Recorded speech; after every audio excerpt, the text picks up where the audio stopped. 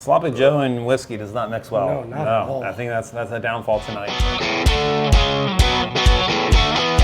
All right, welcome back, guys, to another episode. Today we're going to be trying something different. Fortuna. Fortuna.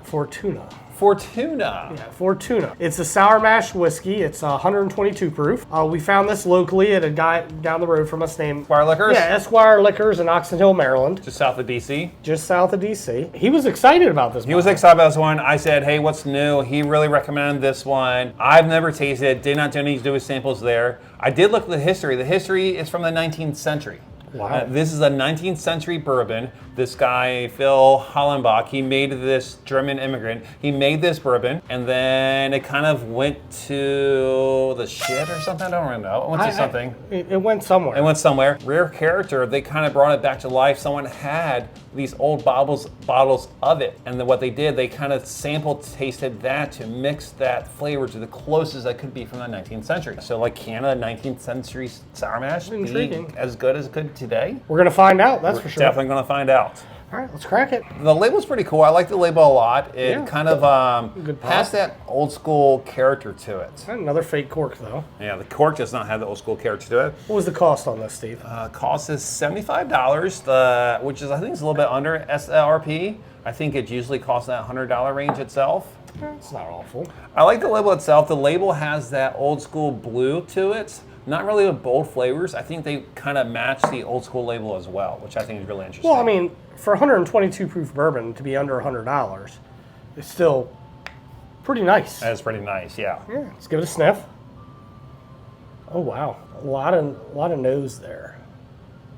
I mean, I get your typical vanilla, caramel. Some hickory, maybe? Some type of hickory. Well, I can see that. All right, well. A little citrus of sorts. Yeah, almost like a grapefruit. Yeah, like the rind of it. Yeah, that rind, that zest flavor smell. Let's give it a flavor. Okay.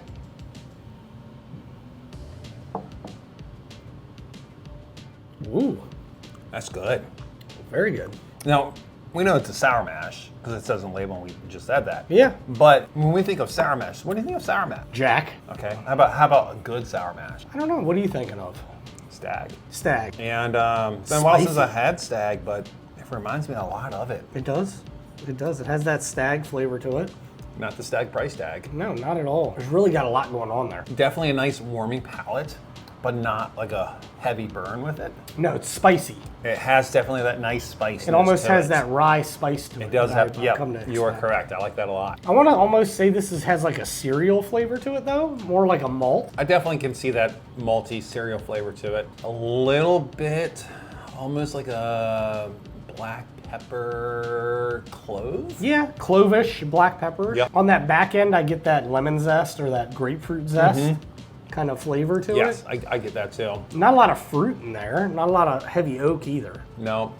Like I said, it's almost like a hickory flavor more than an oak. Of any fruit, I would probably the closest fruit flavor that I can. I don't know if I'm reaching here, but I'm really trying to think about that flavors. Would be like more like a baked apple.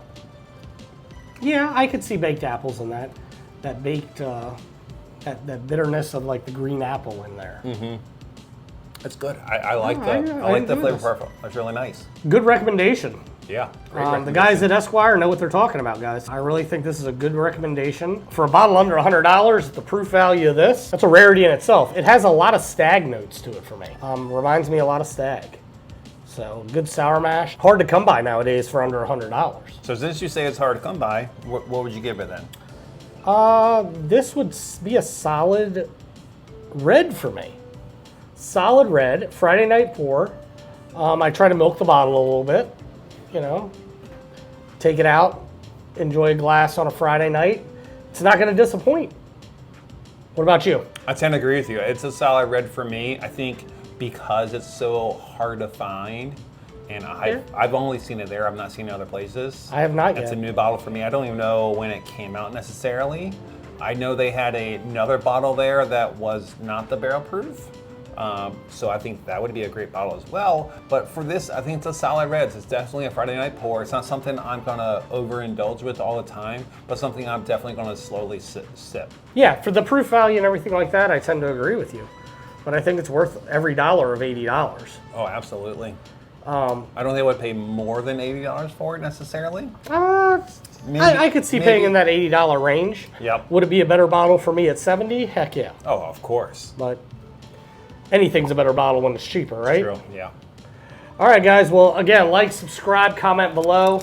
Let us know what you think. If you come across this bottle, take a sip of it. Tell us what you think. Yeah, it's available in your area. Let us know where you're from. Tell us so you can find it. Yeah, we've only seen this at one place in our local area, so we're kind of curious what the kind of spread this is getting. Let us know. But again, Explore the goodness. See you guys next time. cheers, guys. Cheers.